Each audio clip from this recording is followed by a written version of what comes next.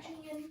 Hello, my name is Sarah. I'm the nurse taking care of you today. Can you state your name and date of birth for me, please? And we have Casey Banks, 10/2/1965. All right, Casey, do you have any allergies? And Casey says he's allergic to aspirin. All right, very good. So the reason why I am here is to check your oxygen readings.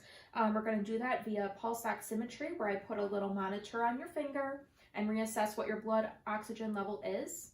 And then we also want to get a new blood pressure reading on you to screen for high blood pressure.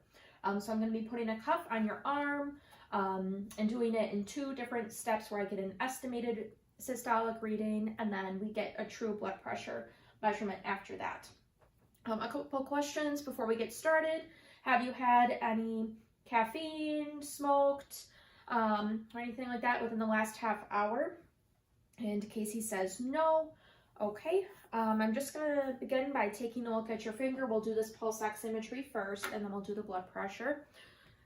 So I'm going to take a look at the first 3 fingers here. I want one that's nice and warm. I don't want a finger that is swollen, so if they had a lot of edema, I would pick a different site. And I'm going to check the capillary refill here, making sure it's less than 3 seconds, which it is. And I would avoid any nails that had artificial nails on them. Or nail polish in general. So first I'm going to clean your index finger with an alcohol wipe. It's just going to feel a little cold, but this helps get rid of any debris and helps improve the reading on the monitor. All right, there we go. And I'm going to put this on there. We'll let it read for a little bit. Okay, turn it on. So it's going to take a couple seconds to register. So in the meantime, I'm going to feel your radial pulse. I'm putting the pads of my fingers on your radial artery, and I'm correlating that the waveform matches with the pulsatility on the machine. I'm going to be checking this for 15 to 30 seconds to ensure that the reading is accurate.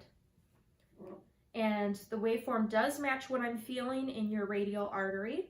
And our oxygen is 97% on room air, meaning that he is just breathing room air and not supplemental oxygen at all. So I'm going to remove this. Okay. And I'll wipe that off right away. Are you doing all right so far, Casey? Casey says he's doing okay. So just cleaning this equipment. I'm going to set that aside for now.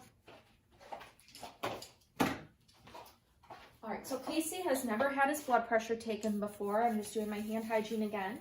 So what I'm going to do is I'm going to place a pillow under your left arm here.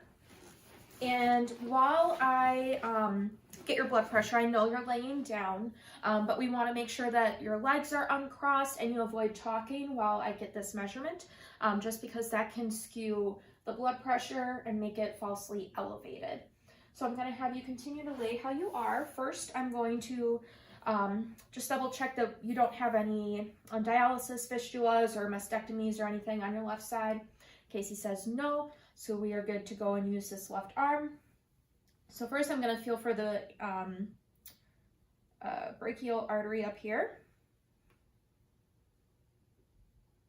Okay, and we're feeling that right above the antecubital. And it's pretty deep. Okay, so I feel that. I'm going to place my blood pressure cuff 1 inch above our brachial artery. And so the bladder of the cuff should take up 80% of the circumference of the patient's arm. If it's too big or too small, it can alter the readings that we get. So 1 inch above, and there will be an artery line there. I'm lining that up with where I felt the brachial artery. And I'm going to make sure that this is nice and snug on the patient. Okay, and a little Velcro like that.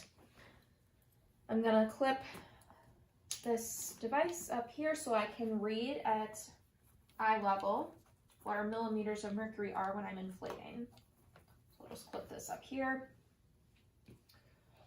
So I'm going to close the bulb completely, and I'm going to relocate that brachial artery.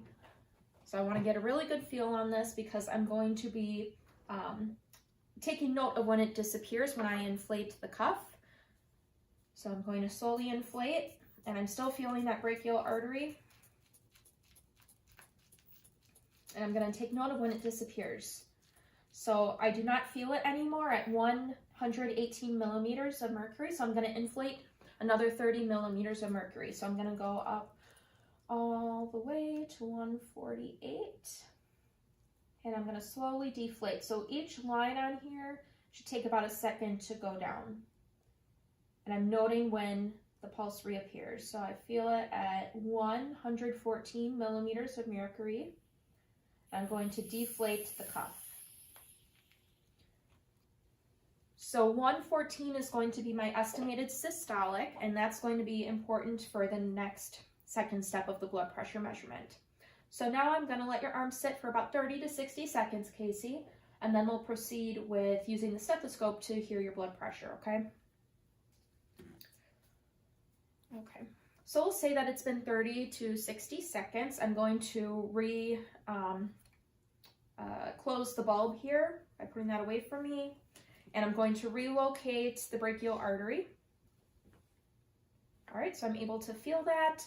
So 114 was my estimated systolic. I'm going to place the diaphragm of my stethoscope over the brachial artery, but I'm going to be inflating the cuff to 30 millimeters of mercury beyond the 114. So if we had 114 and 30, I should be inflating to 144 millimeters of mercury.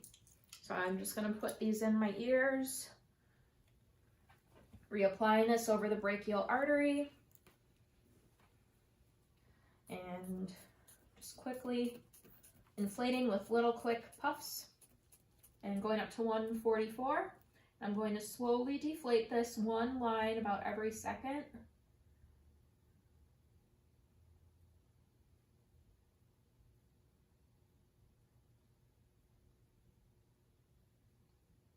Okay, I heard it come back at 110 millimeters of mercury. So I'm going to listen for another 10 to 20 millimeters of mercury here.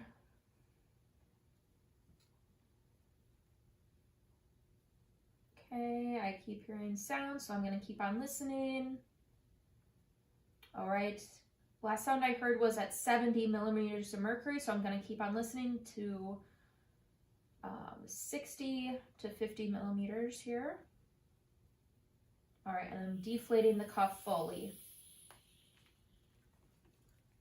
So since I heard my first heart cough sound at 110, that's going to be our systolic, and our last sound that I heard was 70, so our blood pressure would be 110 over 70 millimeters of mercury. If I was unable to hear the blood pressure, I could wait 1 to 2 minutes and reattempt this side, or I could try on the right. Have the patient squeeze their hand a few times before then. And that is the blood pressure. So Casey, we're all done with that. I'm going to do my documentation out in the hallway over there. I'm going to clean my equipment, so I would wipe this down. And I'm going to replace your pillow so that your head can be more comfortable. Do you have any needs before I leave the room? And Casey says, nope, they're good.